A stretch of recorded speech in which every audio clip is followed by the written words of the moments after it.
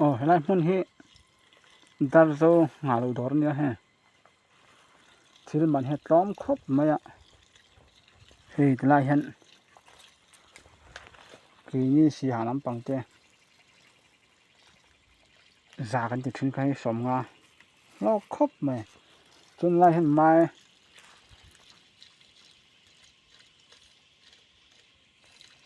he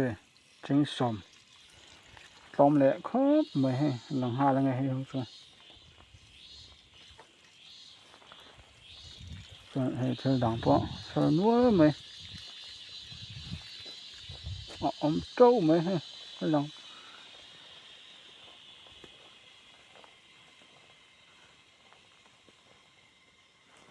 chuan gpay na tur te pawh he dah vek tawh tha khawp mai